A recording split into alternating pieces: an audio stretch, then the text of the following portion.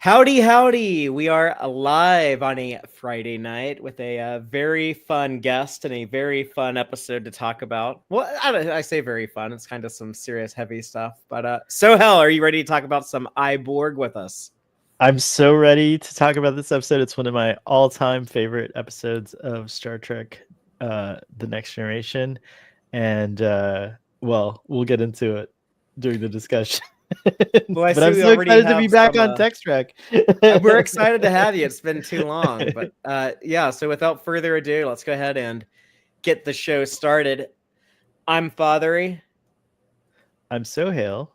I'm Miss Taylor. And this is Tex-Trek.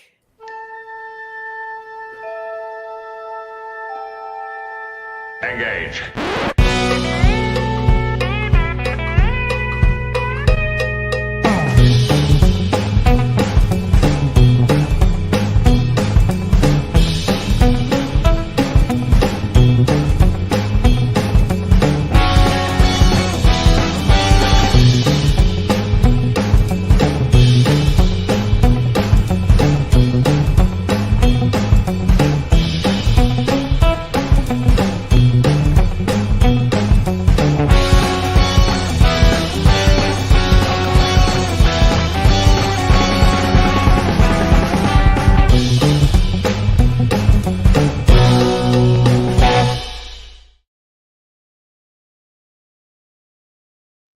Welcome back aboard.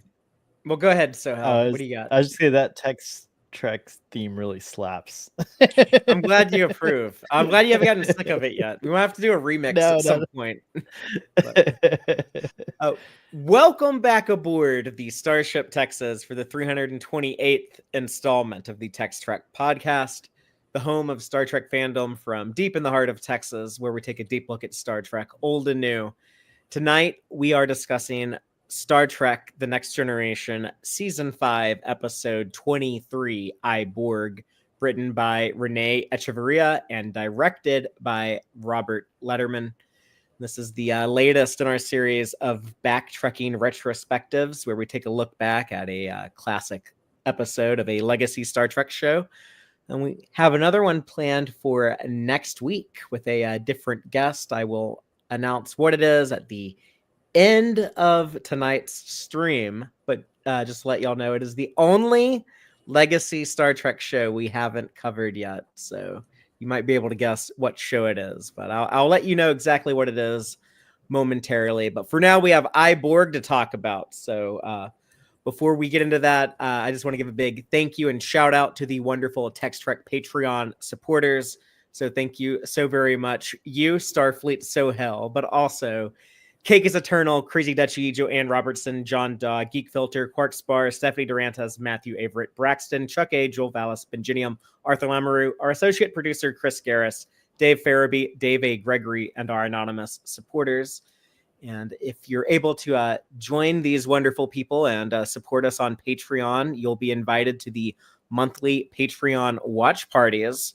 The next one is scheduled for Saturday, May 17th. We're watching the Deep Space Nine episode, The Die is Cast. And you can come into the Patreon as little as $2 a month to get into those monthly watch parties. But if you can afford to be more generous, there are some additional perks as well. Come in at the Bridge Crew level at $6 a month. We'll throw extra watch parties on your birthday. Like, I think I see Aaron in the live audience. I know he's got like a May birthday, so we're doing those like a little different now, but we'll do like an extra watch party sometime this month. So let me know, Aaron, if you want to get that scheduled and what you want us to watch. But yeah, please check out the Patreon if you're able to help. We do really appreciate the people that keep our weekly show, keep the Starship Texas flying. So. And before we get into Borg, just a little bit of Star Trek news. I want to remind people that at the end of this month, they are throwing the Trek Long Island Convention, the final weekend of May. So like Friday, May 30th through Sunday, June 1st. Taylor and I are both going to be present at that convention. I've never been to that part of the country before either. It'll be my first time in New York, so looking forward to that and seeing some other cool Trek friends there, and hopefully making some new friends. And we're gonna have some kind of giveaway. We have 2 tickets, 2 full 3-day weekend passes for that convention to give away. So we'll be announcing something next week. So stay tuned. But definitely keep an eye out for us if you're going to be there at the convention. But yeah, not a ton of news right now. Still waiting on a Strange New Worlds release date sometime shortly after the world premiere, June 14th. Speaking of New York, that'll be at the Tribeca Festival. But Sohail, what about you? You know any like any hot Trek goss or any news, any tea we need to spill? No, I'm usually good at keeping up with that stuff, but I'm out of the loop these days. The only thing I've seen is I think Trek Core put out an article about how the Trump tariffs are impacting a lot of Trek merch. So, Oh man, um, what Trek merch? No, I'm just kidding. Sorry.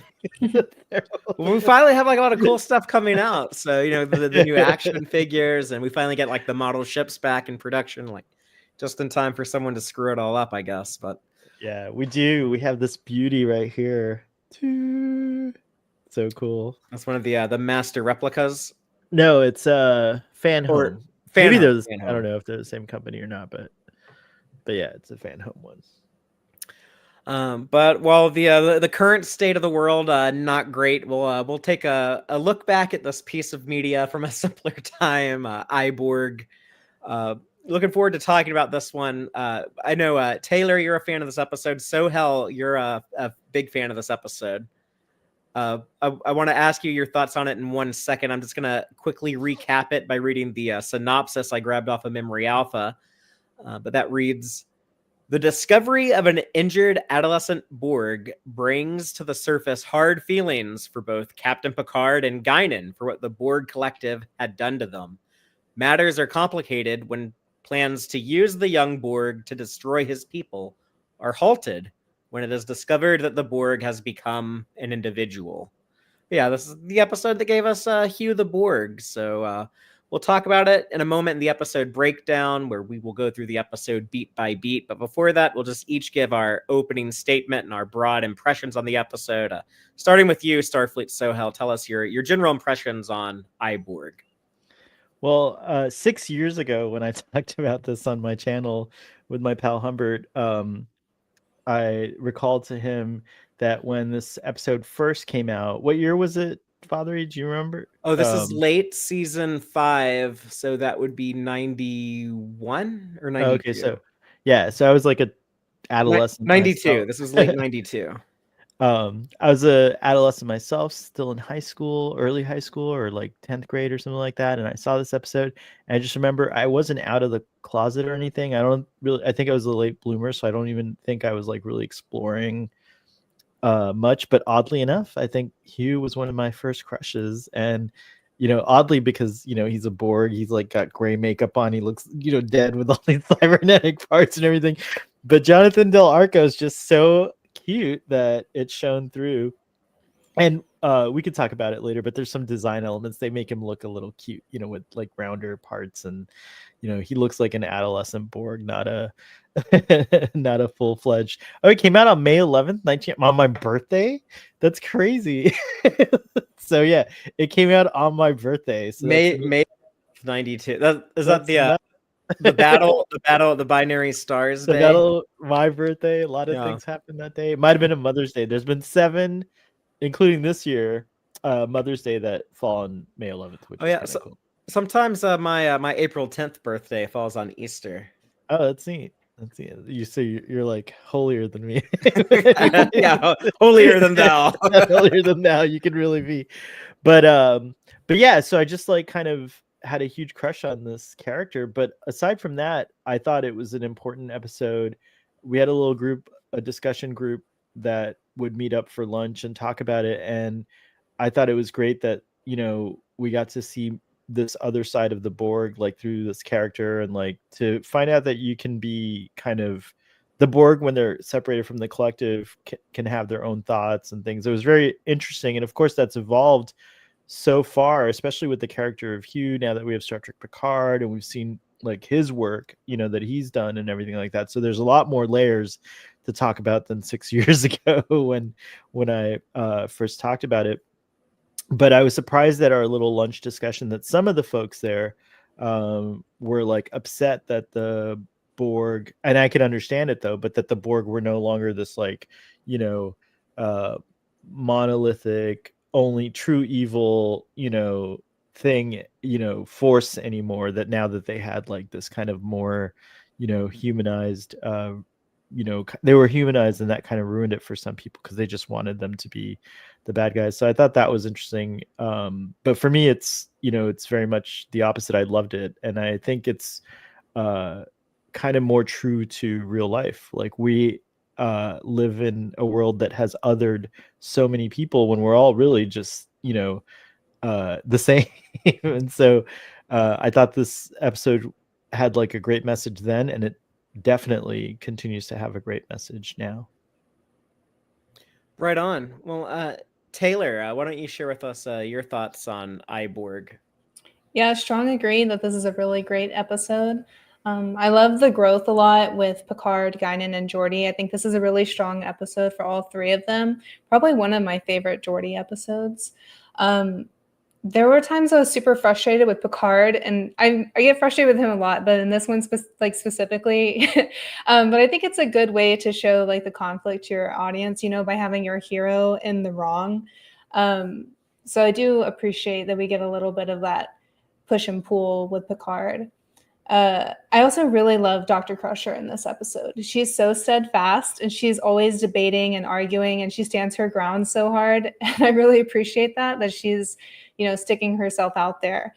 And I think it's really hard to like, especially with people that you work with all the time or that you're really comfortable with, people that you would call like friends or coworkers. It can be harder sometimes to like stand up to them. And I really appreciate her strength in this episode.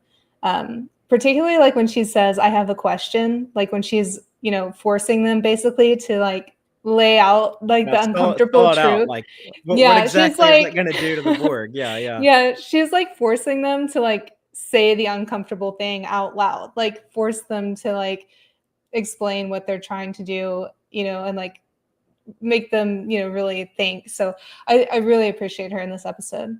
But yeah, overall, I think it's really well written. There's so much good dialogue, so much great conversations. I love Hugh's growth, like his educational development in this. Like it's so cool to see how he learns something, and then in his next conversation, he takes that thing he learns, uses it, learns something new, and then takes both of those things into the next conversation. So it's really cool to see his growth, like just in conversation to conversation, like you're literally seeing it build each time. So overall, super stoked. I think my one beef with this is there's not a lot of Troy, and the one or two times she's in this, she's kind of like dismissed. And like, I hate that so much. And there's not a lot of Data in this either. And we kind of talked about this in the live chat or the stream last night when we were streaming Borg. But that Data could have been able to like talk with Hugh a lot and have a lot of similar things to kind of like help humanize him and stuff, but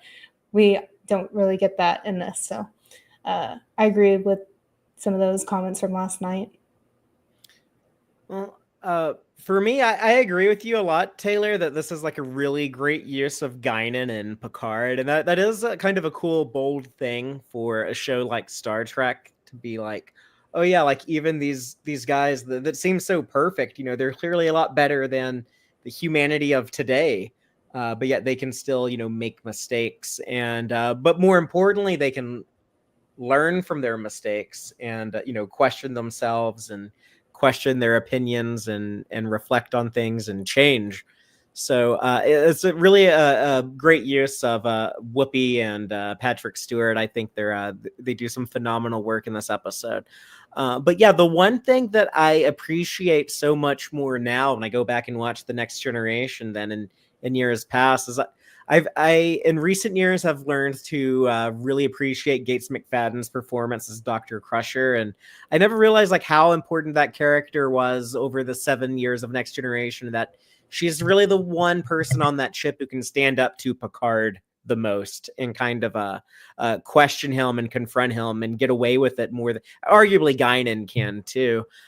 So I really like the function of Dr. Crusher in this episode.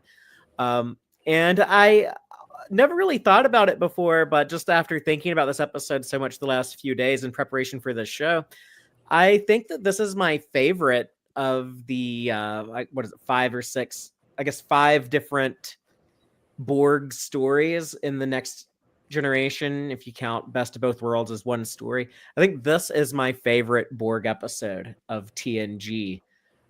It is interesting to me that, Ron Moore and some other TNG writers, they talk about how like, oh, I think Voyager made a mistake when they showed it was so easy to, deal with the Borg and you just kind of casually deal with the Borg. It's like, okay, come on, this is the 3rd Borg story. And even here, it's like Starfleet had the option to wipe them out. Like, I guess the Borg aren't, that's the thing in Star Trek is I guess like you don't have like this big ultimate big bad. Like no, like in Star Trek we learn to deal with our problems. We learn to become friends with our enemies, or I guess if we have to Admiral Janeway wipe them out. I have some thoughts on that though, and why I think what Admiral Janeway in Endgame did is very different from what Picard was planning to do in this episode. So I want to talk about that in a moment, but yeah, I think we can go ahead and jump into our episode breakdown. So just starting with the beginning of the episode, opening with the Enterprise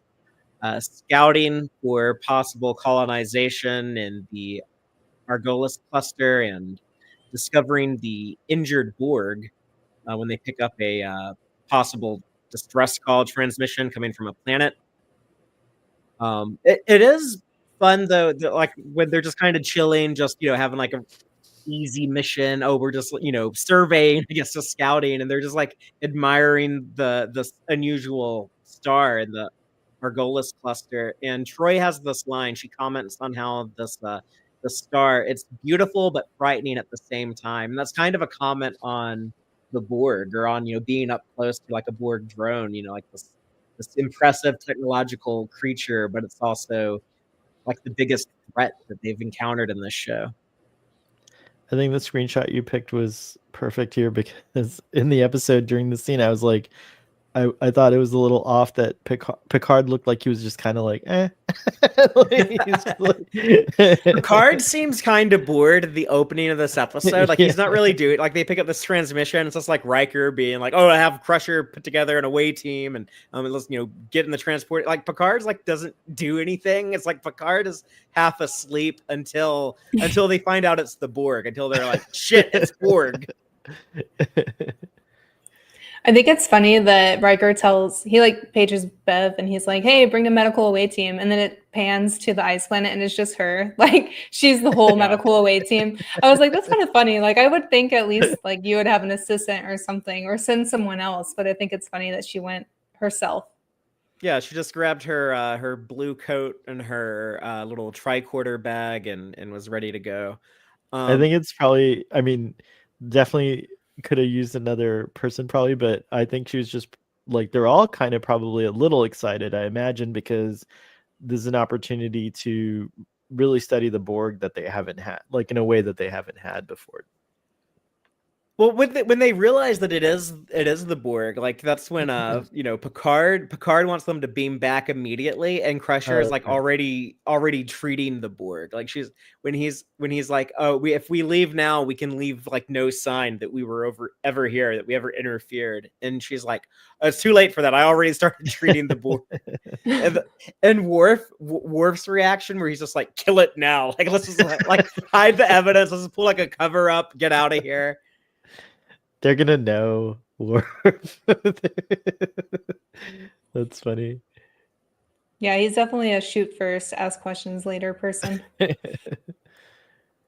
But Crusher has that mother instinct after having to deal with Wesley in the early seasons. But yeah, she's like, she even says at one point, like, I look at him and I just see like this adolescent boy. I don't really see a scary Borg drone.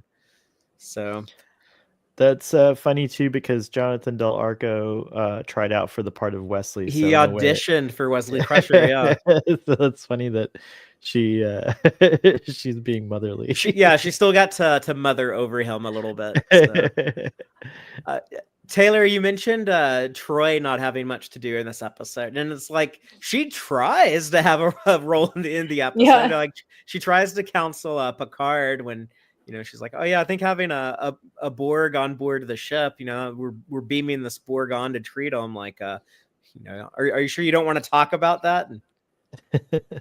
Yeah, he's so dismissive. He's like, I can handle it. Like, don't worry. I've already thought of everything. Like, I've already healed from this. And it's like, oh, yeah, totally. Right. But I mean, that's the intent. He's obviously lying. Yeah. That's what and I know I said the episode was written by René Echevarria, who I think did most of the heavy lifting on it. But I should also point out that Jerry Taylor. Thank you. Jerry Taylor did an uncredited rewrite. A script polishing, of yeah, the that's true. script so she punched it up a little bit. But yeah, like in this in the scene where Troy has a conversation with Picard, he might be at that point, like he's already planning on like, oh, how can I use this to hurt the Borg? Like because we know that like that brings out like the nasty side of him, like Star Trek First Contact, great example, but he could already be thinking of like, yeah, what can I do to like inflict like maximum harm and damage on my sworn enemy, the Borg. Mm-hmm. I think he's probably still, even though it's a few seasons later, this probably reminds him of all of the kind of horror that he experienced. And so, yeah, I don't know that he like, it's kind of odd to me that they went back to later after this episode, that they went back to the Borg being like this kind of like, like this, like, just, big bad that doesn't have any feelings. In a way, it's weird that like Hugh was kind of the exception, but I guess they had to do that. It was kind of, no one wants touchy-feely Borg that that named themselves. Yeah, but it does set up some interesting things in the next two Borg episodes of TNG, the Descent Part 1 and 2. A lot of people really hate those episodes, and there's some things in there I don't like, but I think it's cool to explore lore and the renegade Borgs and stuff. So, but yeah, I feel like all the Borg stories, they were kind of different after this. It kind of shows that like, oh, Picard wasn't the only person who could be removed from the collective. Like, I guess like the concept of an ex-Borg, what we would call in Star Trek Picard, like the ex-Bs, like that notion kind of started here. That's a really good point. I hadn't really articulated that before, but yeah. Yeah, so they get Hugh on board the ship, and Geordi is ordered to prepare the brig for storing a Borg, and Picard and Guinan are both pretty unhappy about this. So we get a debate in the briefing room where Picard has the idea of what if we since we're gonna have to repair this Borg's implants, what if we put some programming in there in the root command and introduce an invasive program that could take down the entire collective? So this is Taylor, you talked about Crusher being like like, let's actually admit to what we're doing here. We're talking about annihilating an entire race. Like, let's they were so close to it. using the word genocide, but didn't actually say that. She says you're talking about eliminating an entire race. There's no formal declaration of war that's even said. Mm-hmm. Mm-hmm. And then you have like everyone kind of arguing and having their piece. Like Riker's like, there's no civilians in the Borg, and she's like, well, even in war, there's rules, So I think, she's just there. She's kind of holding their own. Like she doesn't have a whole lot of backup. So, she's kind of like the only one speaking out.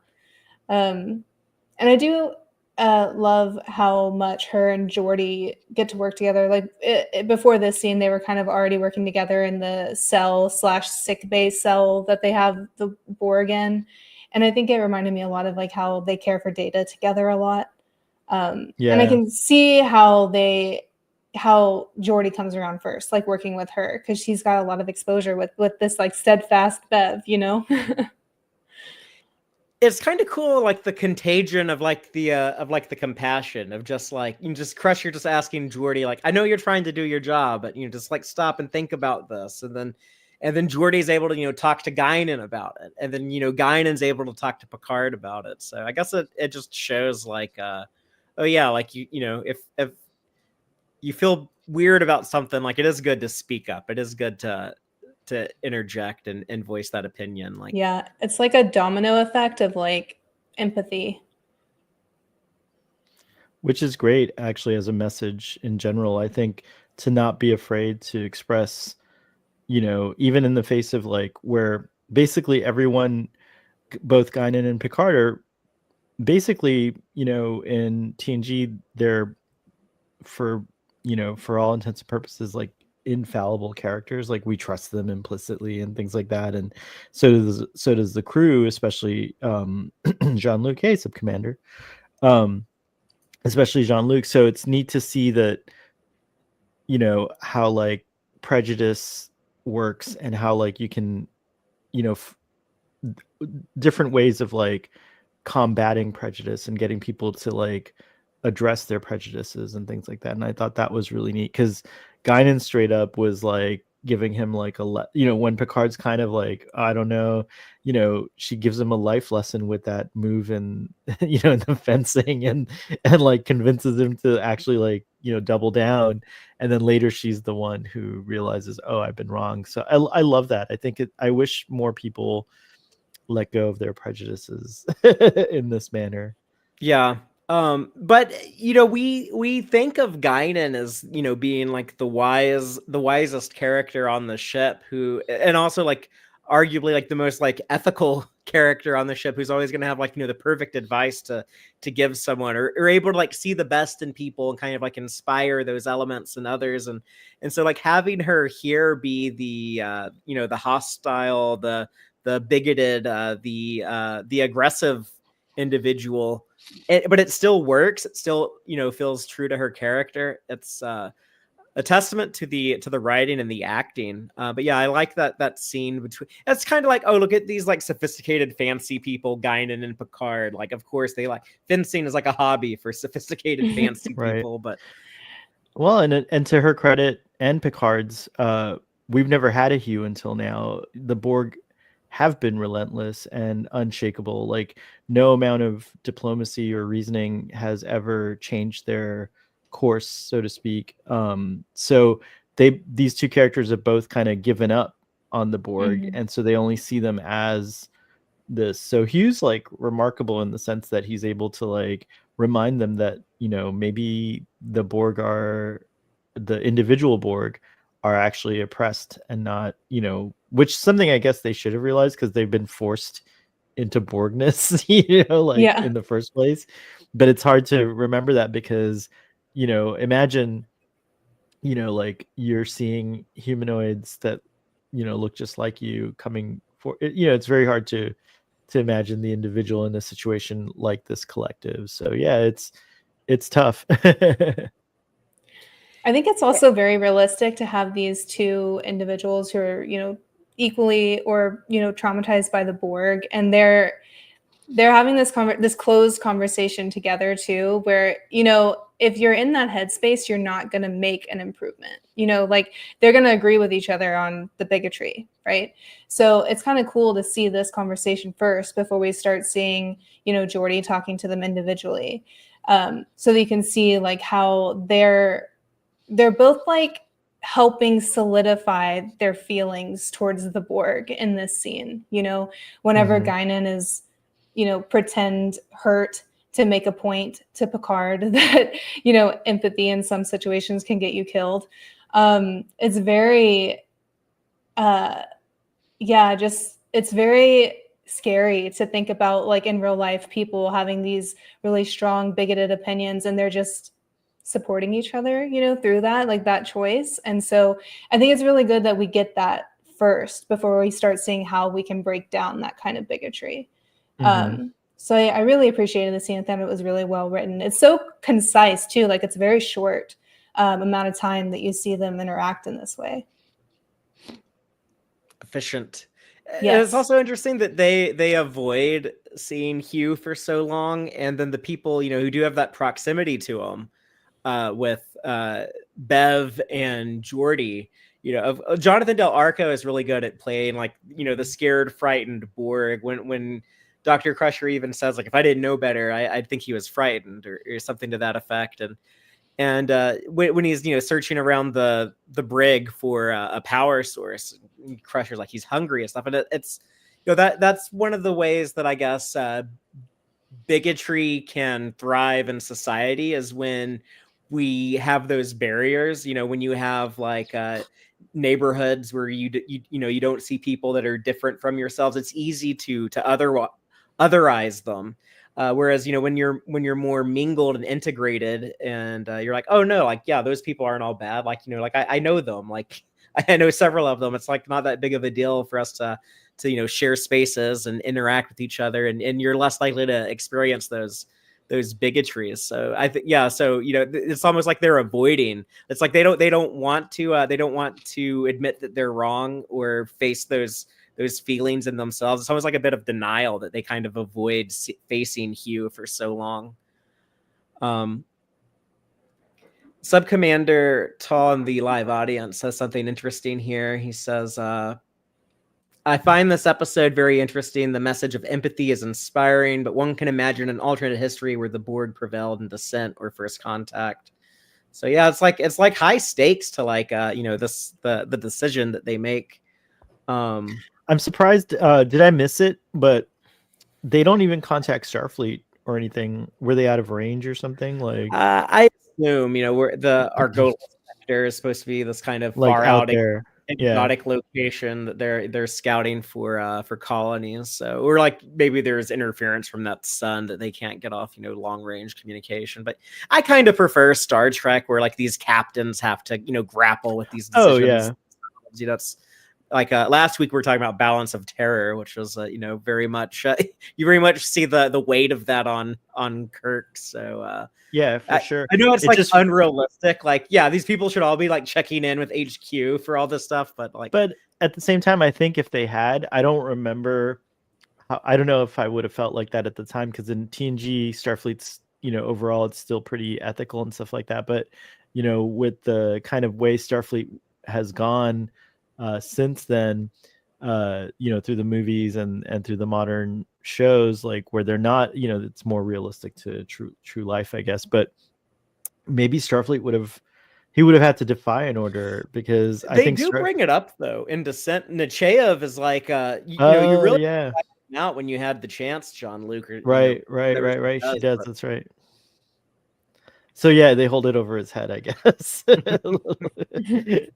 it's hard to understand this decision unless you've met Hugh, right? Because I think it's kind of when you think about it, it's kind of extraordinary when all we've ever seen of the Borg is that when they're under the control of the collective, they don't have any choice in the matter. They might not even be present, as we've seen, now that we've seen so much more of the Borg, that state of bliss that the queen kind of, or the collective kind of creates, to assimilate you, where you're always, and you see that with Jack Crusher in at the end of Picard season 3, where he's completely blissed out in Borgland. On the inside experience is totally different from what you're seeing on the outside. Mm-hmm. Well, let's talk about when Geordi, I guess, he's the first one to get to know Hugh, interacting with him, talking to him when he has to install the power conduit for him.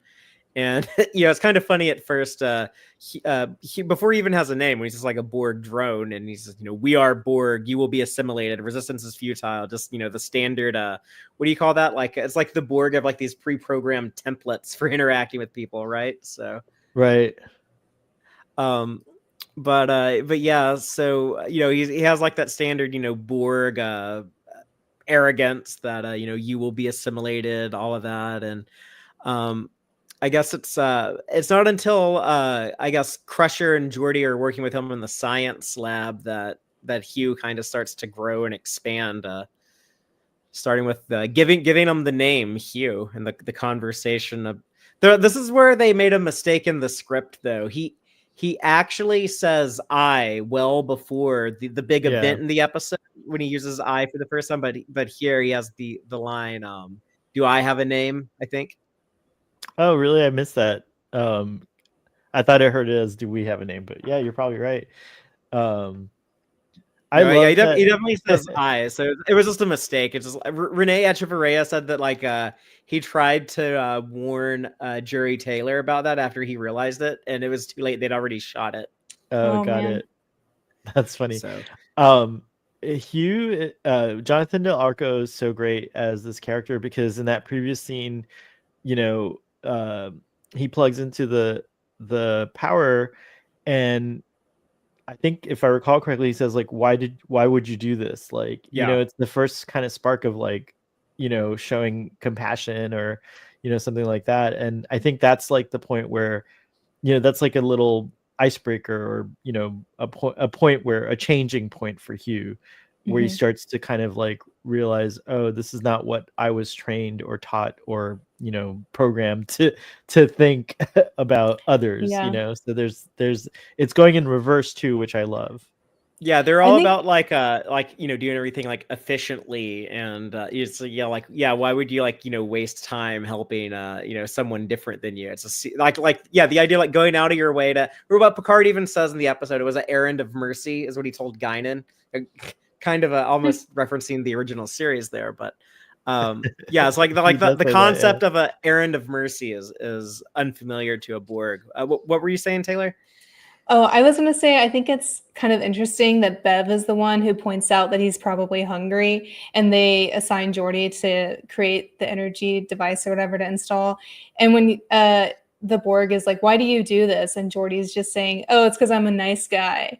But like, like all the credit for Bev being like, he's probably hungry. Y'all should probably feed this. Like Geordi and Picard are sitting there like, oh, he's trying to send out a homing beacon. Like he's trying to get the Borg back here. And she's like, he's probably just hungry, guys. Like it was like kind of an interesting change. But then he gets the credit there whenever he was like, why do you do this? And he's like, because I'm a nice guy. At one point, like he even asked Geordi, like, "Is that like your duty to feed people?" And Geordi's like, "Yeah, that's I'm the server here, whatever." Like, I'm cracking up at a comment in the chat by Jill. The 6-pack was from when they assimilated a Batman movie because he does have a 6-pack. The body armor, the Borg body armor, which I guess was supposed to look kind of like fleshy. You know, that's why it's like muscular, like Joel Schumacher. There's no like bat nipples on this suit though. Thank goodness. That's good. They're covered by all the stuff. The other funny thing on here though, from like the Borg perspective, is that there's also no concept of a doctor or a healer when Dr. Crusher is trying to explain her role. Like that was a foreign concept to him as well. He's like, oh, the Borg, like, you know, if something's broke or damaged beyond repair, you just throw it away. You don't waste time like healing a damaged drone. I think he says reabsorbed, so like reabsorbed. Or something. It's kind of they just become energy. You see the is that like when the Queen is feeding off of her own collective at the end of Picard? Crazy. Yeah, like cannibalizing them. Oh my gosh. It's kind of weird though that they wouldn't know what a doctor or healer is if they're assimilating all the knowledge from different cultures. Like, wouldn't that be something that they would learn to keep? Or is it like non-essential information, so they're just like, yeah, just toss that out? Or maybe the Queen is like, you know, we can't let them know about doctors and healers because we have to reabsorb them, so they should just like delete that information from the hive. Go ahead, Sohail. Oh, well, I was gonna say, interestingly, Hugh doesn't really have memories of pre-assimilation that we see in this episode. I always assumed he was one of those Borg that were like from babyhood, you know, like that, like they grow them somehow or whatever. Remember that we saw the Borg babies both in Best of Both Worlds and then also later on in Lower Decks. but so I always assumed that Hugh was a Borg baby, and so maybe he doesn't. It's like what you said, drones don't have anything but essential information, so he can't really fill in memories from before because my assumption is that all he's ever known is the collective and what it tells you. But you know, like 7 of 9 was assimilated as a little kid, very early in life, Right, and but I'm saying he was not. He was born a Borg. Like he was assimilated okay, at babyhood. You know, like remember that those little baby chambers? right. Yeah. In So Q Who, but yeah. 7 and 9 came out of the collective like a genius. Like they even have like the line like you're probably the smartest human being That's alive. You know, true. I you forgot remember about all this that. from the That's collective, right. and then this guy is like a doctor. What's a doctor? A Some little drones are different here, smarter than others, but she was like the tertiary adjunct of some right? kind of right. Yeah, Like so, maybe they gave her like super like intelligence there because was that's there what was was required. more data in her hard drive. This guy, he's just Yeah. like third of 5 on a little survey ship. Yeah, Yeah. he didn't need much What was his downloaded drone anyhow. job? Do you think? Like, like what- Something to be good at like recognizing shapes, because they talk about like oh how yeah, big of a that's deal right. his implant is. That's kind Right. of cool, like when he detaches his eye. But I like that TNG took the time to explain like how they were going to use that against the and it is kind of insidious, but like it's very like Starfleet science to be like, let's come up with this like the image of a shape that can't exist in reality, and that'll confuse them. It's really actually the concept of it is really quite cool. I thought about like in modern like how relevant it is now. Like we have this AI rising situation and people are afraid of like the basilisk and things like that. I'm like, is that shape for real? Can we just use it on AI? Like can we just show AI this shape and it'll like malfunction? That might be an interesting thing. Yeah, maybe we need to have like an emergency way to pull the plug on this Like stuff. on these, yeah, over process, tax out the Um, processors. It might be a good idea to keep track of some of the Star Trek has given us several examples on how to overload a computer. Kirk was pretty good at it, so maybe we should take note of some of these techniques. Trekkies Um, will inherit the Earth. In we the get lab. Oh, go ahead. I was gonna ask, like, did you have any other thoughts on working with Hugh in the science lab I before? I did. So I thought it was interesting that they asked for his consent for running the tests and the diagnoses and stuff, and he complied, right? Um, and that's where they start to like interact more, and he's like, you will be assimilated to Geordi, and Geordi was so done. He like rolled his eyes. He's like, yes, but before that, we're gonna do all these tests, right? And that's when they get their names, when he's like asking what their designation is and stuff. I didn't want to skip past on this part because I felt like maybe we were gonna slide through there, but I liked that whenever the Borg came in immediately, like Geordi introduced Dr. Crusher, but then later like they reintroduce as casual names as like Geordi and Beverly instead of like their titles. And that's when they come up with the name of Hugh for the Borg. Yeah, and that's when they have the I'm Geordi, I'm Beverly, we are Hugh type funny moment. Also kind of adds to the idea of like this is before he's discovered the concept of individuality. We have that conversation between Geordi and Guinan in 10 Forward, where Guinan is, this is really where you see like the kind of the ugly side of Guinan, the trauma of dealing with the Borg destruction of her people. It's very, very much still sympathetic, but when she says, let me tell you something. When that kid's big brothers come looking for him, they're not going to stop until they find him, and they're going to come looking for us, and they will destroy us, and they will not do any of the soul searching that you are apparently doing right now. So Yeah. I love how the Borg say we, and she's saying us, like with emphasis in the scene. It's like a really neat kind of, contrast to that, but also similar because it's her collective is, her friends and stuff like that. So it's good. It's a good thing to point out. I can kind of see where these people might be coming from, and this weird sci-fi concept of what if the Borg were this big collective-wide organism that was still kind of the singular force, the singular personality. Would you still treat this individual drone as a person? But you know, it's like in real life, you know, I think people can so casually you know, dismiss other people just or like, well, they're not a citizen of my country, or you know, they're like they're part of some ethnic group I don't like or whatever. It's like it's frustrating to hear like these characters use like the same type of dialogue. You know, it's like And that we oh, haven't well, yeah, we haven't grown past it. Like now it's about, you know, immigrants. Well, it's always about immigrants, but you know, one thing or the other, we're always othering, which is, you know, unfortunate. It actually reminds me a little bit. We watched The Little Prince last night, and the fox has a line about saying to the little boy, the little prince, he says, like, you are just a boy like any other people know that movie? Does that need 100,000.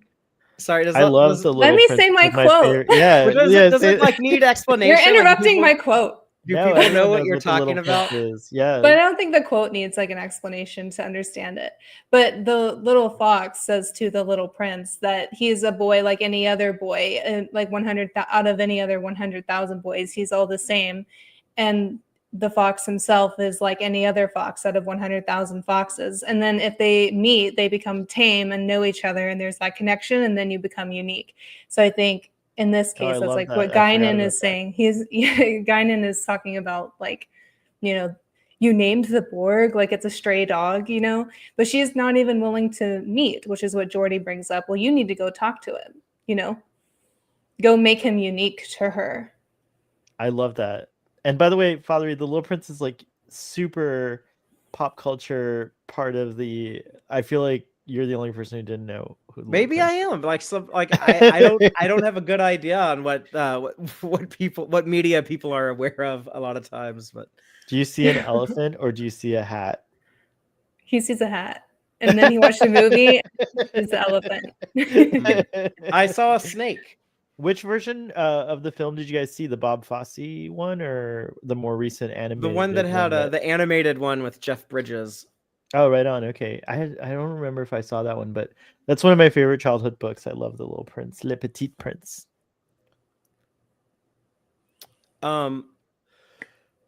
But yeah, any other thoughts on Guinan and Geordi's conversation in 10 Forward? I love that this is his last line to her is something like, well, maybe, you know, she's like, why don't you go see him? And she's like, I'd have nothing to say to him. Well, he's like, well, why don't you listen? That's what you do best, isn't it? Like, I love that. Like, I love that. Yes, that was a total like mic drop moment. It's so good.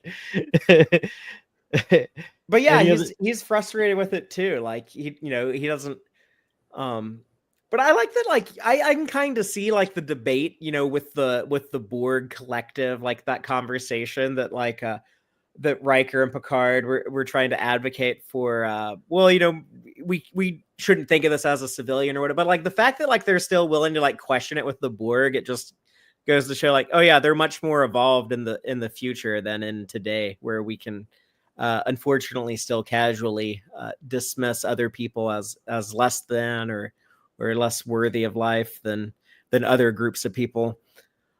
But before Guinan goes to talk to Hugh, we do get a little bit of a dramatic ticking clock. We see that there's an incoming ship configuration cubicle. So we know that more Borg are coming in. 31 hours until they get here. So they're going to have to figure out what to do with Hugh quickly. And then Guinan does finally go to talk to Hugh and face the guy she was willing to use as a weapon to exterminate his own people. I love that she's like, oh, you're going to assimilate me. And he's like, you wish to be assimilated? Like, he's like, hell yeah, I got one. Like, someone on the ship wants to be assimilated. But then, of course, she teaches him that resistance is not futile, which I think is important here to point out that, like, whenever they were doing the lab tests, he learns about loneliness and being alone. Like Bev and Geordi have that conversation with him, and then it rolls into this conversation with Guinan, where she's talking about her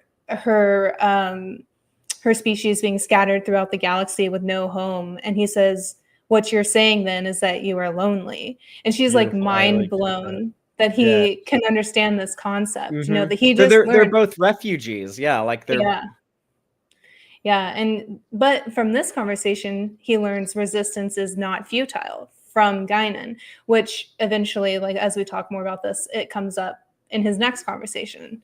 So I love though that Guinan had that urge, that she got convinced by Geordi to go and see the Borg, and she's just like really impressed with what she finds. Yeah, but it's like they both learn from each other. So it almost it goes back to what I was saying about like not having those divisions. Like when different groups can be more interactive with each other, it's like there's big benefit. That's kind of like that whole like Gene Roddenberry thing of like more so than even accepting other people's differences, but like learning to celebrate when people are different than you. Like that's the future that he wanted.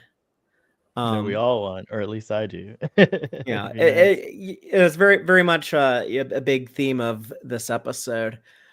I thought a lot about why when I was a kid, why I was so like, attracted to this character of Hugh. And I read recently, I forget who it was who on the production that compared it, but I think they intentionally tried to make him look like Edward Scissorhands.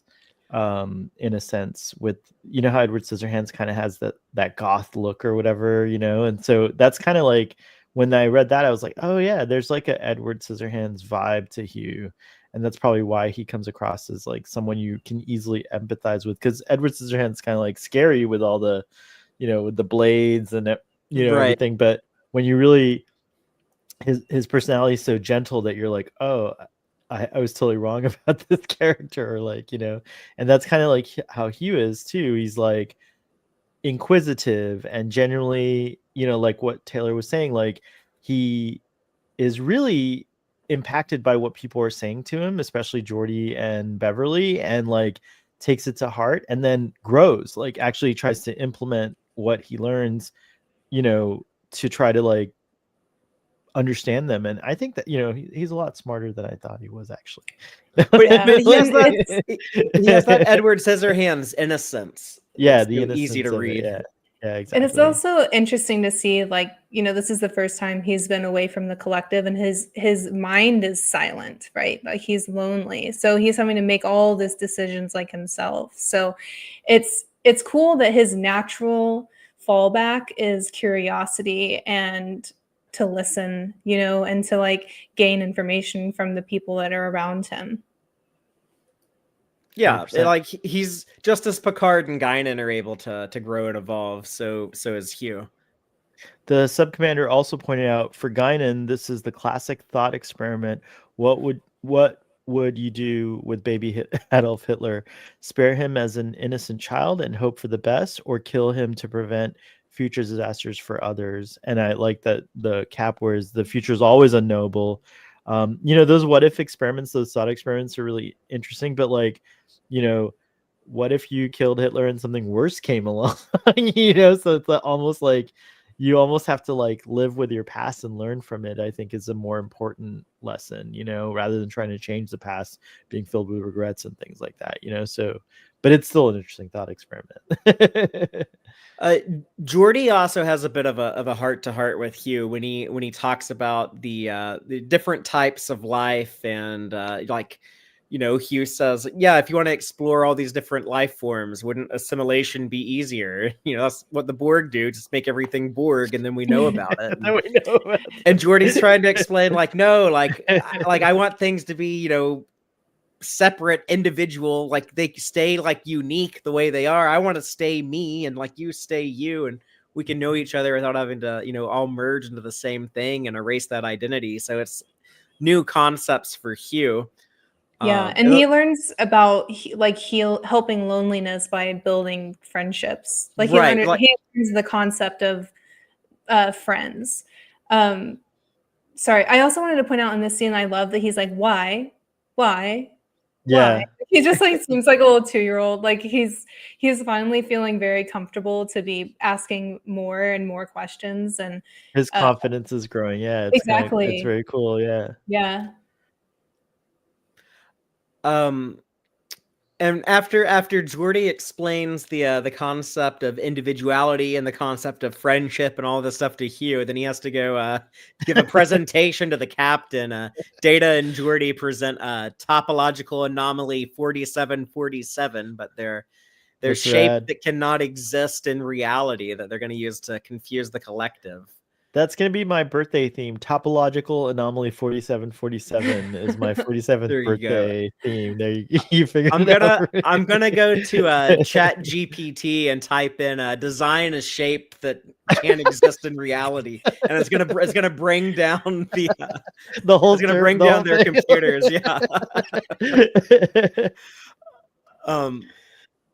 But this is when we get like Picard going very very sinister for him when Geordi tries to voice his concerns, and Picard gives that Jean-Luc gives that very cold reading of centuries ago, when laboratory animals were used for experiments, scientists would sometimes become attached to the creatures. This would be a problem in the experiment.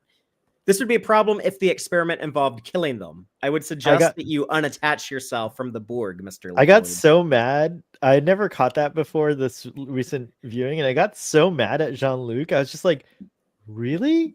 Yeah. Like, I was like so furious with him in this scene also. I was like, this is almost like unredeemable for me, just a little. I mean, like, Picard has his really stuck up bad moments, and they're really hard to look past sometimes. And this is one of those for me.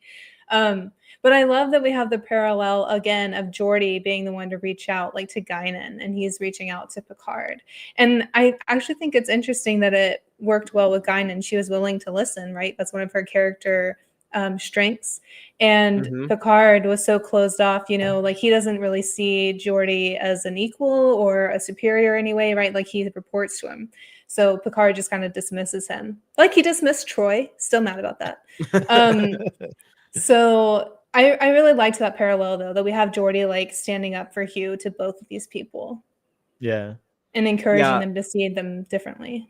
But it took Guinan to convince Picard to go face Hugh, and it's like you said, like, yeah, he's not going to view Geordi as an equal. He will with Guinan, but I think this is so beautiful, because what better way to like convince the other person that was having this fencing argument in the beginning than the person who was also agreeing with them at that time, right? So he sees that, oh, this person who had the same thoughts as I did just, 30 minutes ago for the timeline, but a couple of days ago, has completely changed her mind and is encouraging me to open myself up to this change. And like she says, when she goes to have that conversation with him when he's in his PJs, but she says, like, no, I came here because I need you to convince me that what you're doing is the right thing. So, yeah. Joanne is correct. He did need to take FMLA leave. He is traumatized. He never took it. Yeah. But yeah, it's some of the worst of Picard. It's very much like Captain Kirk's moment in Star Trek VI, the "Let Them Die." It's like it's the same. It's hard to imagine any of our Starfleet captains being at this level of almost kind of petty hatred. Like I get, like, there's big trauma factors in it, but he does see the error of his ways eventually when he does face Hugh. I think Jill's statement here made me think about it a little bit differently. It's not just that maybe he dismissed Geordi and Crusher, but maybe because for him they don't understand what it's like. Like, they're kind of like, they don't have the perspective of being assimilated, of having no control over your thoughts, being completely seen by the Borg. The Borg know everything that all your knowledge, everything. Total violation. Total violation. Exactly. So it may be, although poor choice in the way he handled the situation, but I think that's more probably, if I had to guess Picard's mind, it's probably more that, and that's why Guinan, like you said, is able to sway him more, because while she has not been assimilated, she's been through probably an equal trauma, losing her people, in a sense. So I think that's why he finally pays attention with Guinan, is because, like, you're right, he does hold her in a different regard when it concerns the Borg. I agree. I also wanted to bring up a quote from the scene, actually two. They're kind of together. But one, I really like that when she refers to Hugh as a person and he interrupts her and he's like really angry, but she stands her ground, just like Beth has been standing her ground this episode. And she says person again. If you're going to use this person to destroy his race, you should at least look him in the eye once before you do it. And I really loved that line, especially when she was so shocked that he hadn't talked to Hugh yet at all, that he's just been avoiding the Borg the whole time. But I think what really struck me was the very last part of this conversation when she says, if you don't talk to him once, you might find the decision harder to live with than you realize. And I think was like the perfect thing to say. Like there couldn't have been a better character with better dialogue for him, you know, like with her history and also the way she phrased these questions to him. When I her heard is like that this ancient, this old ancient being who's, you know, long lived. It's like like she understands like how like regret and memory work. So if she's warning you about that, you better listen. What were you saying, Sohail? Well, no, I was just saying like it's so neat how like later Star Trek now informs older Star Trek, like newer Star Trek informs older Star Trek, because that line when she says that, I'm like, yeah, he would have not known, like everything would have played out differently after this. Of course, the Borg, you know, may or may not have recovered, but like it's neat to me that like she kind of like says that to him, and then later you see the impact of that, like as Jean-Luc becomes more, because of Hugh, becomes more understanding of the Borg individuals. He might still have this like fierce hatred directed at the Queen, but you know, like at least he changes where he that hatred now is focused on the true villain, I think, you know.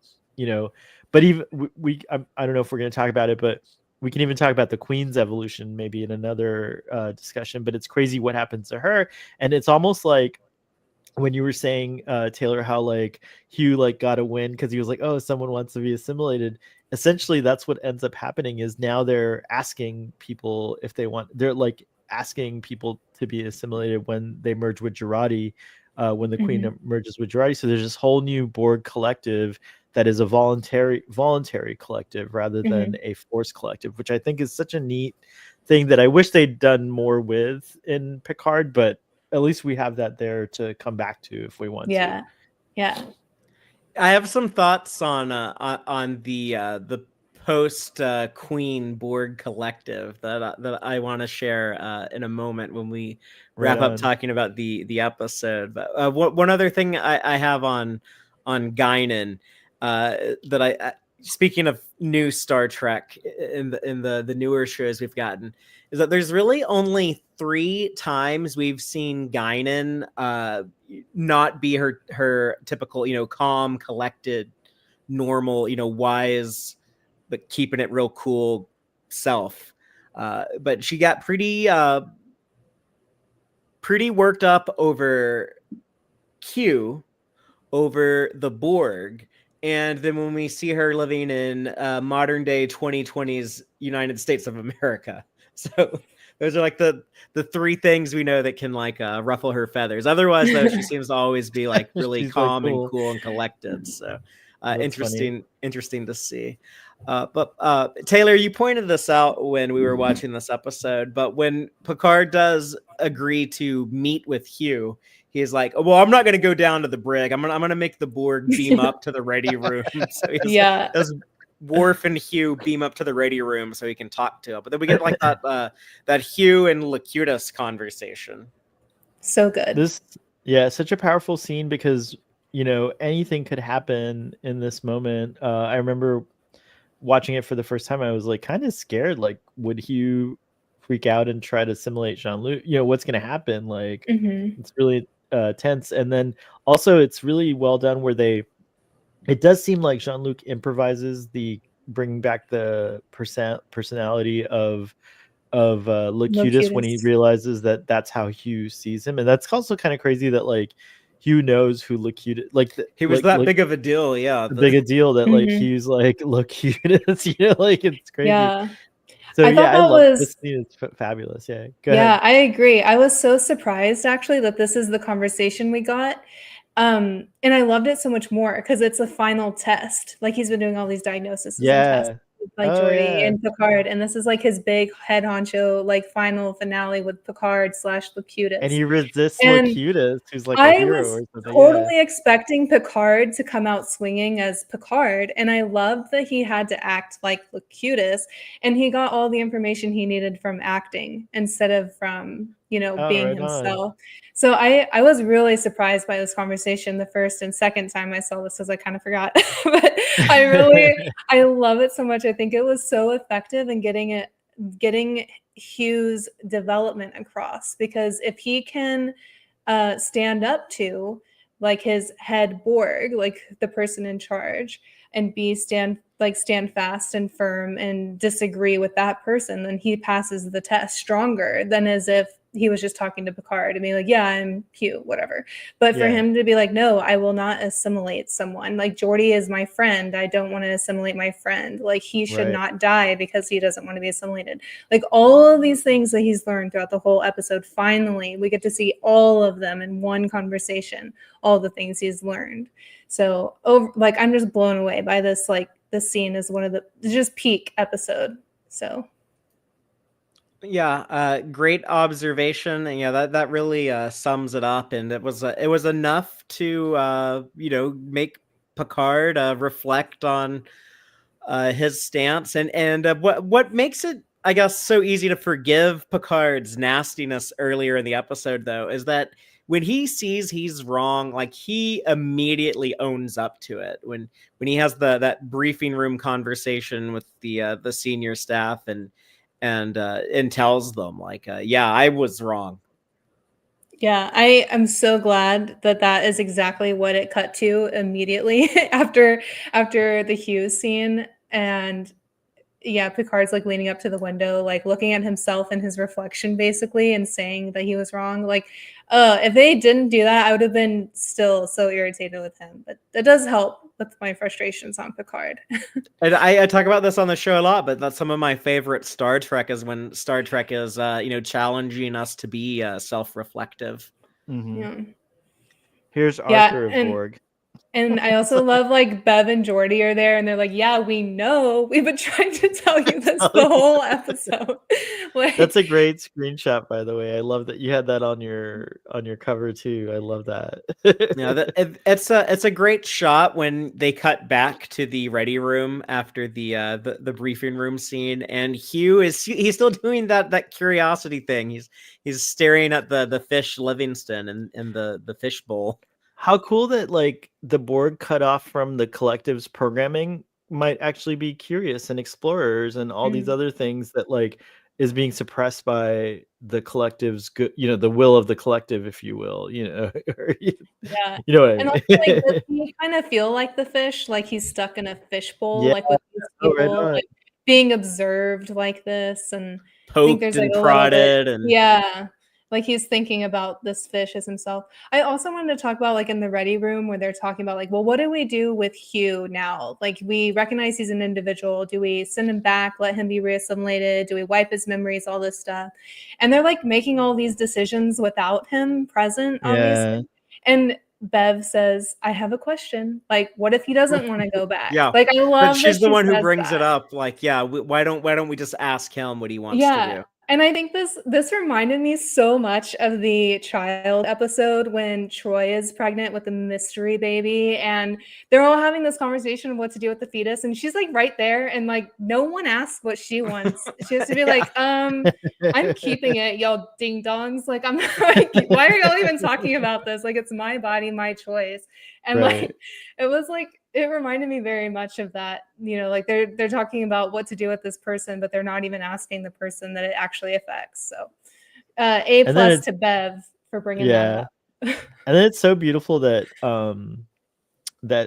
Hugh realizes, like, no, like, the only option is for me to go back, like, he's a team player. Well, he just, like, kind of cares so much, like, in this short amount of time, his like heart's opened up so much that he's like, I don't want these people, I get it, and I don't want anything to happen to them, so going back to the collective, sacrificing myself is the only thing to do. The needs of the many outweigh the needs of the few. He learned that real quick. Without it being even said.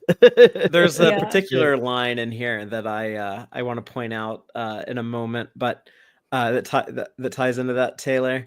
But yeah, like his decision to leave the Enterprise and rejoin the Collective, that's like it's another new concept for him, but like his own agency, getting to make choices for himself. It's like the first time he's ever had to make like an individual decision.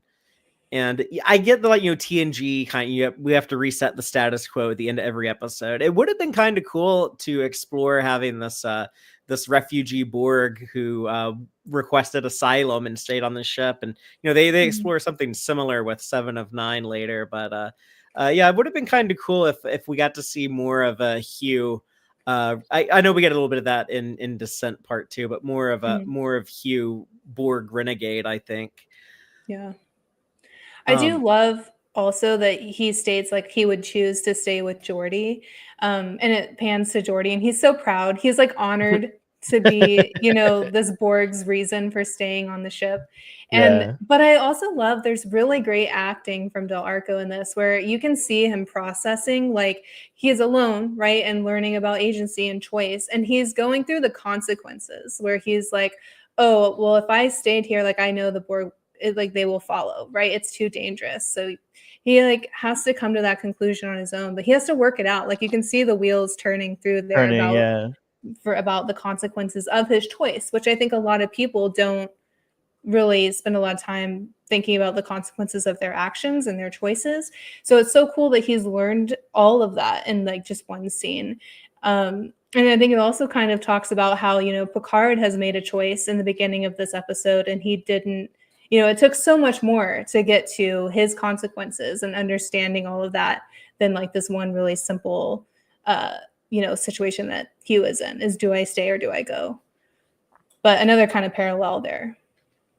Oh, and Taylor, you reminded me of something. Speaking of Jonathan Del Arco's performance, but director Robert Letterman said that they had like a system worked out when they were shooting this, where they came up with like a 1 to 10 scale, where like 1 is pretty much basically a human, 10 is you're like Borg. a total It was Borg. the other way around. Okay, other way around then. But like he would like he's like, okay, like Jonathan, like do this scene at like a 4, do this scene at like a 6. Like dial up and down your Borgness. And so he was very much aware, of like how much humanity to put on exhibit in each scene. So something they were definitely, trying to make an arc for Hugh where he becomes more human over the course of the episode, and they pull it off really well. To the point, like, when he's doing those goodbyes, when he beams down at the end, and like that acknowledgement to Dr. Crusher, to Beverly, when he says goodbye, Beverly, you saved my life. Like it's such a human thing to say,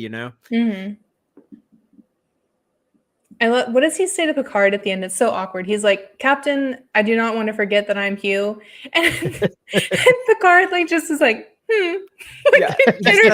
He says, that's so exactly awkward. What he says. Yeah. Captain, like, I don't know what to say to that. Get this guy off my ship. I don't want to deal with this question. He's learned enough. Energize. It's kind of a Saved by the Bell, Saved by the Transporter type thing.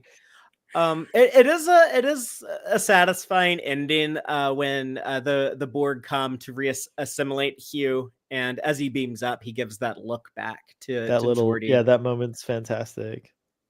Yeah, it was perfect. Slight, it wasn't overzealous or like flamboyant or like crazy big sign. Like it was so good that you could just get that tiny, like that little humanity still in there with just a tiny look. Like that's exceptional storytelling.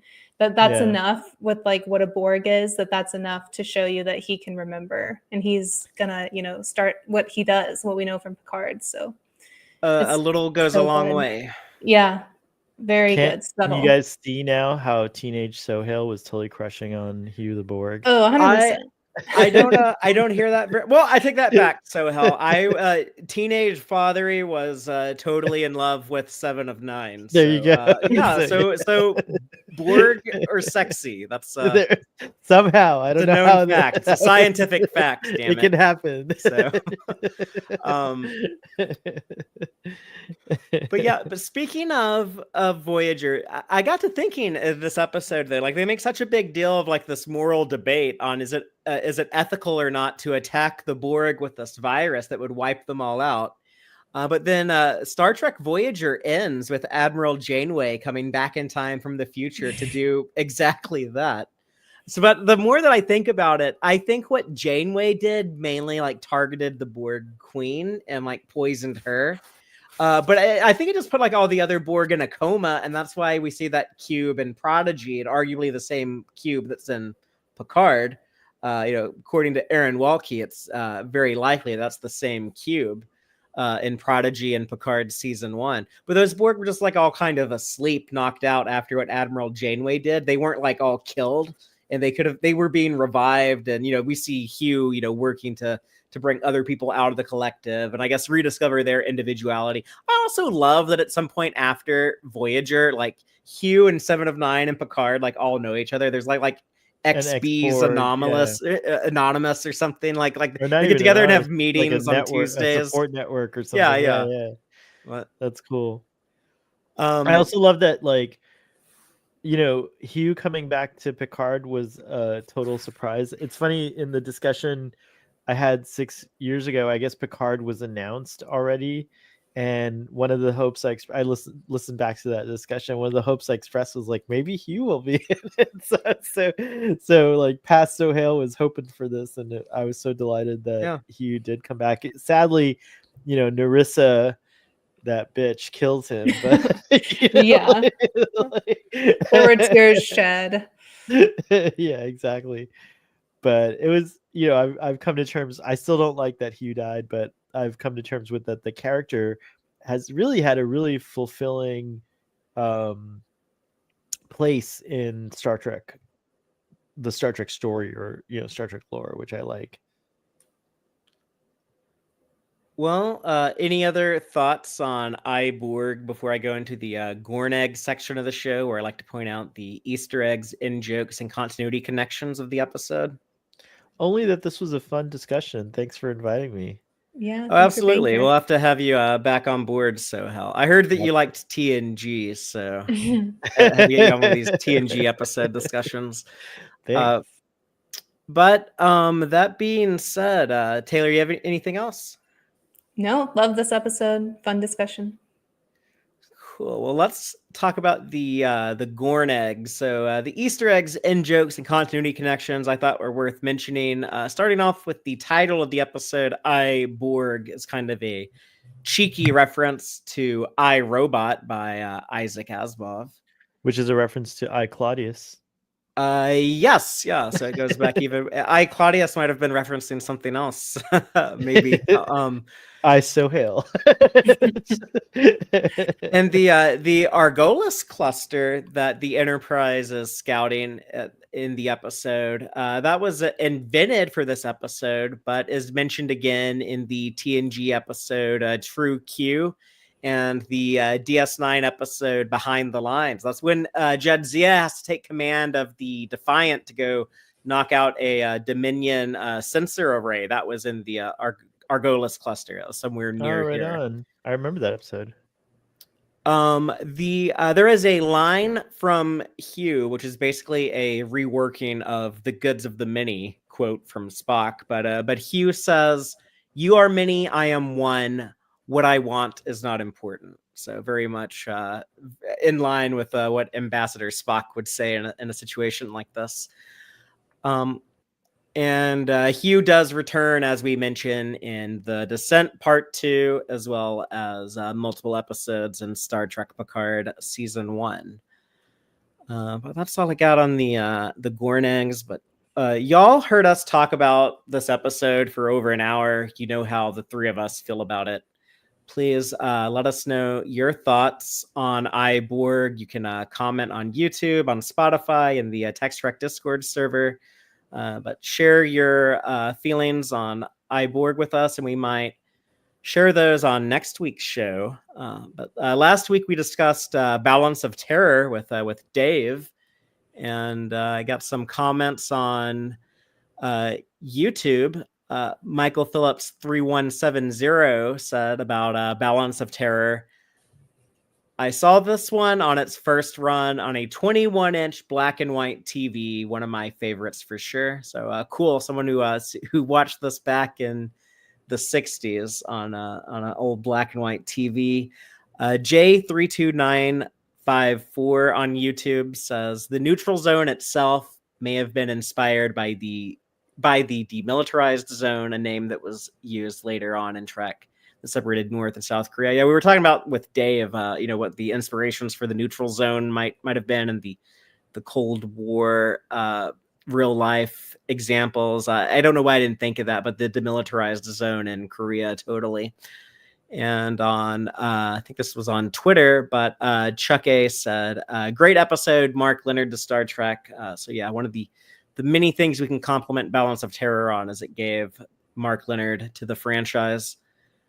But that's all I got on Subspace Transmissions. But I want to let everyone know that next week we are finally going to discuss a Back-Trekking Retrospective on Star Trek Deep Space Nine, but not an episode that I think a lot of people would expect. We're going to have our friend Stan from the Salon podcast and YouTube channel over to talk about what he said. I believe it's his favorite episode of Deep Space Nine, maybe his favorite episode of all Star Trek.